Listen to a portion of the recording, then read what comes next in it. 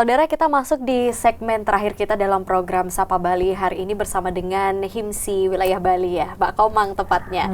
Kita bahas kembali lagi nih Mbak, tadi kita kan sudah bahas soal agility dan juga resiliensi itu. Nah, kita perlu tahu juga faktor-faktornya yang membuat kita bisa menjadi seseorang yang agility dan juga resilience itu seperti apa? Oke, kalau bicara faktor tuh ada 3 sebenarnya yang komponen utama membangun atau bisa membantu individu untuk meningkatkan resiliensinya. Pertama, tadi udah sempat saya singgung tentang caring relationship. Caring relationship itu membangun hubungan yang positif, memberi perhatian. Kalau misalnya kita lihat anggota keluarga kita nih di pandemi ini kan semua kegiatan terpusat di rumah. Ada anggota keluarga yang menyendiri kah atau apa? Ayo kita ajak. Jadi stand as a one family. Jadi sama-sama berdiri sebagai satu keluarga yang utuh, melakukan hal-hal yang positif bersama, itu juga membantu setiap anggota keluarga itu menjadi resilient. Kemudian yang kedua yang penting lagi adalah sama-sama memiliki harapan yang positif. Nah, kalau sudah ada yang tadi, ini bakal panjang, aduh nanti gimana? Ayo kita coba optimis bahwa kalau kita berdiri dalam satu keluarga bersama menghadapi ini, pasti terlalui. Beratnya ekonomi, beratnya kebutuhan hidup, beratnya tantangan proses, apalagi adik-adik kita yang lagi ujiannya harus online gitu ya, mau daftar sekolah di mana, sama-sama membangun harapan positif bahwa pasti akan ada kesempatan, pasti akan ada peluang, pasti akan ada jalan gitu ya untuk keluarga ini sama-sama berbuat hal yang baik. Dan pastikan sebagai individu kita punya peluang untuk bisa terlibat atau berpartisipasi dalam memecahkan suatu masalah. Kebiasaan nih Mbak Dewi, kadang-kadang ada nih kita yang kalau ditanya mau makan apa, terserah. Mau ngapain, terserah. Jawabannya semua terjawab dengan kata terserah. Itu artinya kita membatasi diri kita untuk tidak mau berpartisipasi, terlibat aktif memecahkan suatu masalah. Karena itu juga berpengaruh ya? Iya, itu berpengaruh. Itu salah satu faktor yang mempengaruhi orang untuk mampu membangun kemampuan memecahkan masalah yang baik. Mbak Dewi makan apa? Terserah. Mbak Dewi enaknya ngapain? Terserah. Males. Ya itu semakin membuat kita nggak terlibat untuk melatih diri memecahkan masalah dengan baik. Apalagi kalau dalam satu keluarga ya. Kalau misalnya kita sudah terlalu banyak bilang terserah, apalagi juga udah terlalu sering kemarin-kemarin, pasti pikirannya malah kita jadi ya udahlah kan juga orang tua yang udah ngurusin semua gitu ya. Ya itu tuh kalau semoga kita tidak menjadi pribadi yang apatis ya. Apatis, ignorance atau mengabaikan, menggampangkan. Orang-orang yang individu yang biasa menggampangkan, tidak peduli, itu nilai-nilai atau spirit itu tuh membuat individu tuh jauh dari kemampuan dia untuk bisa resilient. Yang ada nanti begitu mengalami krisis, kayak terkaget-kaget, aduh gitu, kayak langsung, aduh ini gimana, perlu pegangan, harus bantuan gitu. Padahal sebenarnya kapasitas untuk tangguh dan mampu menghadapi masalah itu dapat dilatih sejak awal, sejak dini. Mereka mandiri gitu ya, mereka lincah, mereka fleksibel. Kalau ini tidak bisa, ini bisa kita berdayakan. Jadi tidak harus, kalau misalnya nih masak nggak ada nggak ada biasa masak lengkap bumbunya bawang putih, bawang merah. Ini sekarang nggak ada bawang merah, bisa lah kita masak hanya pakai bawang putih gitu. Jadi hal-hal seperti itu harus dibiasakan. Nah, kalau kita bicara caring relationship, harus bisa membangun harapan positif, kemudian terlibat dan berpartisipasi dalam memecahkan masalah.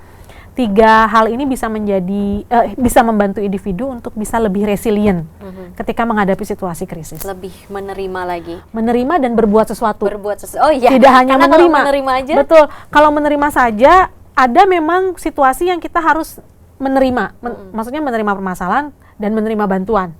Tapi individu tuh perlu untuk menerima situasi, kemudian berdaya.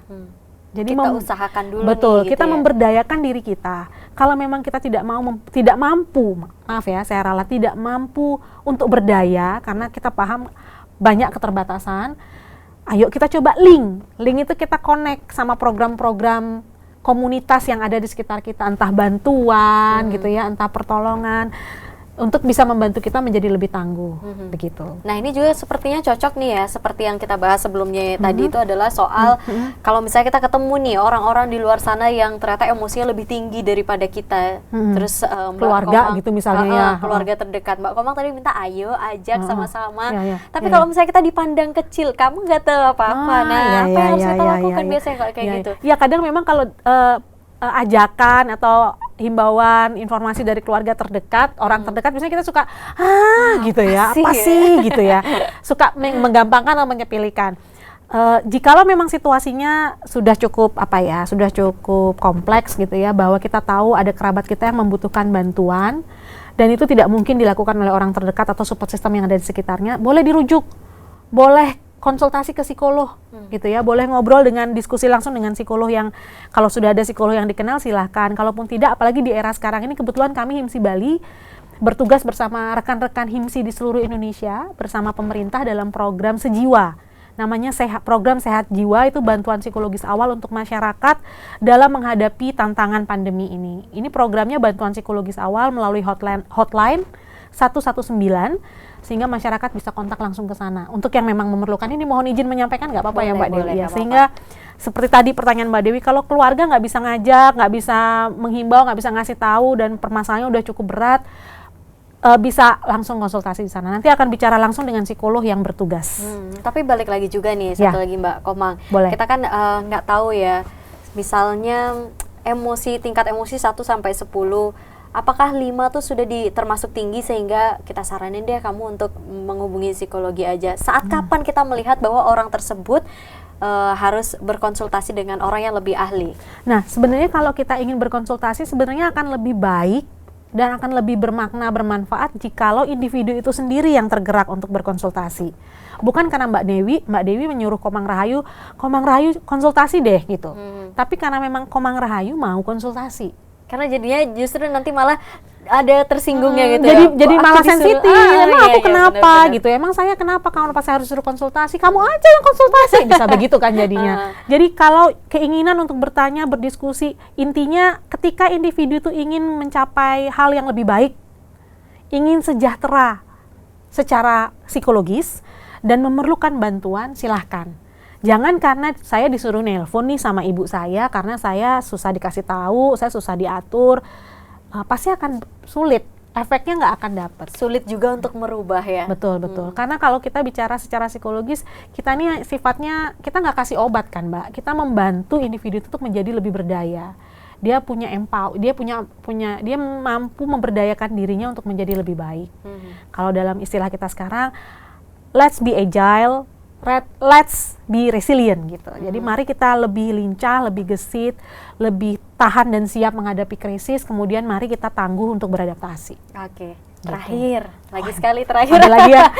terakhir terus ini dari tadi. Boleh. Ada tips nggak bagi masyarakat di luar sana yang sedang menyaksikan kita untuk pagi hari ini untuk menjadi seorang yang agility dan juga resilience? Sedikit. Kalau dalam materi yang sempat saya share ke Mbak Dewi dan tim, bahwa di sini sebenarnya ada beberapa poin ya untuk menjadi agile dan menjadi resilience. Salah satunya ada 8 hal sih yang sempat saya sebutkan. Di sana disisipkan bahwa punya self image yang positif itu penting. Jadi individu kalau terhadap dirinya saja tidak percaya diri, kemudian memiliki penilaian yang negatif tentang sistem nilai yang dia miliki, pasti berat untuk menjadi tangguh dan menjadi siap beradaptasi dengan situasi yang menekan. Jadi harus percaya diri, punya pemikiran yang positif.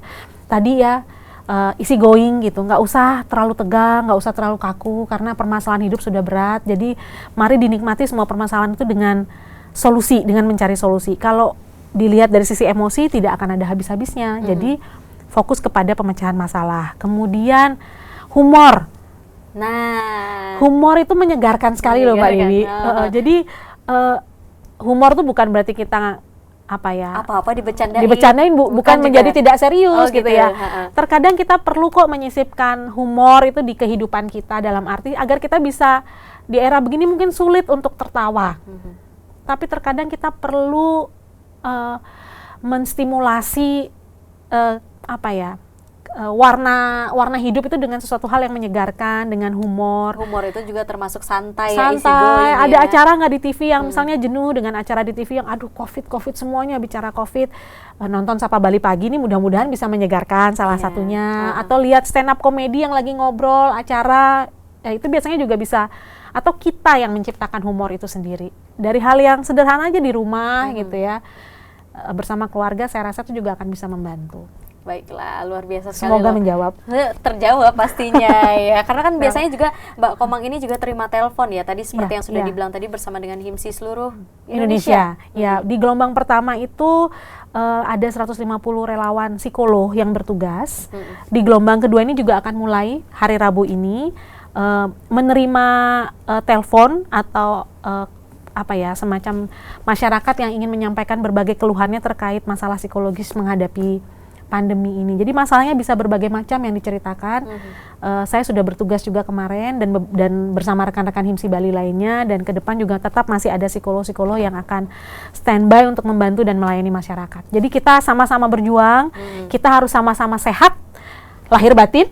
Kita juga harus sama-sama bahagia. Luar biasa. Terima kasih banyak Sami-sami, Mbak Komang sudah kasih. hadir bersama kita pagi hari ini di program Sapa Bali. Dan pastinya juga untuk perbincangan kita kali ini sangat-sangat bermanfaat sekali bagi kita semua, masyarakat yang ada di luar sana dan juga kita yang ada di dalam studio ini juga sangat terbantu sekali. Terima kasih Susma. Terima kasih. Terima kasih saudara telah menyaksikan Sapa Bali Ruang Psikologi untuk pagi hari ini. Pembahasannya sangat menarik dan juga sangat bermanfaat sekali untuk kita semua. Kita jumpa lagi di lain kesempatan. Om Santi Santi Santi Om. Om Santi Santi.